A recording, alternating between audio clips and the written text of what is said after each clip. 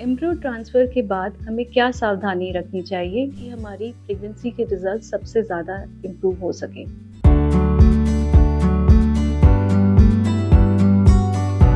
Embryo transfer जो है IVF का एक बहुत ही इम्पोर्टेंट स्टेप है। ये बहुत ही ज़्यादा जेंटल प्रोसीजर है और इसके ऊपर ही काफ़ी हद तक हमारी आईवीएफ की सक्सेस डिपेंड करती है। एम्ब्रियो ट्रांसफ़र के बाद आपको कुछ दवाइयाँ दी जाती हैं और 10 से 12 दिन का टाइम होता है जिसमें आपको ये मेडिसिन्स लेनी होती हैं और उसके बाद प्रेगनेंसी टेस्ट करके देखना होता है कि प्रेगनेंसी हो रही है, आईवीएफ सक्सेसफुल हो रहा है या नहीं।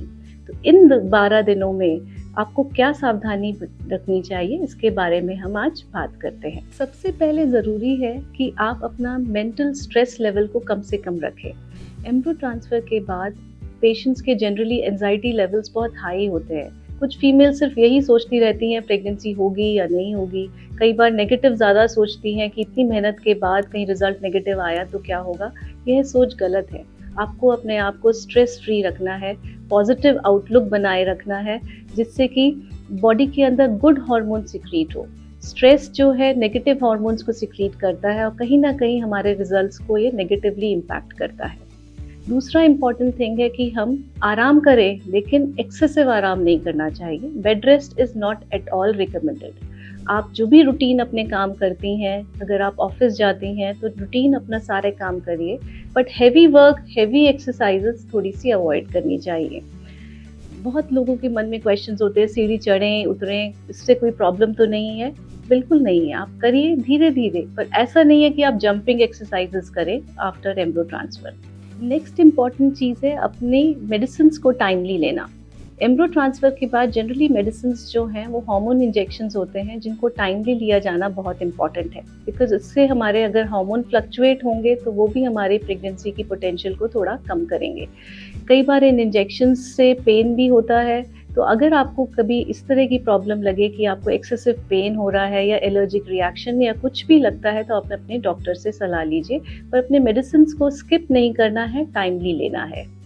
एक पॉजिटिव आउटलुक बनाए रखना बहुत ज़रूरी है। अपने मन को शांत रखिए। इसके लिए आप चाहें तो अपने हल्का फुल्का जो भी पसंद म्यूज़िक है उसको सुनिए, अच्छी किताबें पढ़िए, अच्छे प्रोग्राम्स देखिए, अपने रूटीन एक्सरसाइज, रूटीन वॉक करते रहिए। ये सब बहुत ज़्यादा ज़रूरी है। एक हेल्दी डाइट का लेना वो भी बहुत इम्पॉर्टेंट होता है।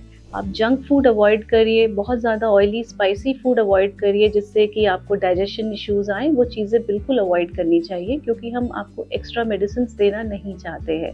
तो एक अच्छी balance diet, rich in fruits and vegetables, good water intake जिससे कॉन्स्टिपेशन अवॉइड हो सके, एसिडिटी अवॉइड हो सके, इस तरह की डाइट आपने लेनी चाहिए। एम्ब्रियो ट्रांसफ़र के बाद बहुत ज़्यादा हेवी एक्सरसाइज और इंटरकोर्स को भी थोड़ा सा अवॉइड करना चाहिए।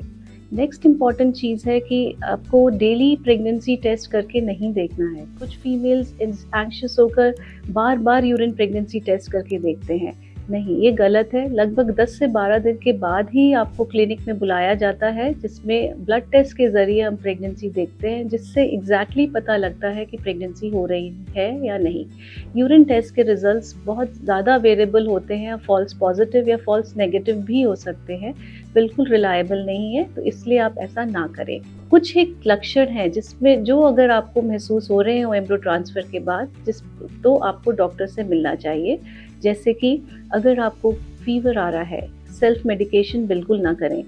अगर आपको कोई एलर्जिक जैसी बॉडी में खारिश महसूस हो रही है या कोई रैशेज़ हो रहे हैं तो प्लीज़ डॉक्टर से मिलिए।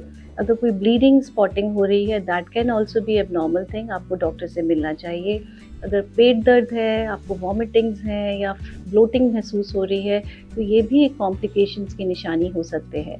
तो ऐसे में आपको कोई भी सेल्फ मेडिकेशन बिल्कुल नहीं करना है। आपने अपने डॉक्टर से मिलना है, उनकी राय लेनी है और उनके सुपरविजन में ही मेडिसिन्स लेनी है। तो यही कुछ एक प्रिकॉशंस हैं जो एम्ब्रियो ट्रांसफ़र के बाद आपको लेने चाहिए। 10 से 12 दिन के बाद प्रेगनेंसी टेस्ट करके रिजल्ट्स पता लग जाता है कि प्रेगनेंसी हो रही है या नहीं हो रही है।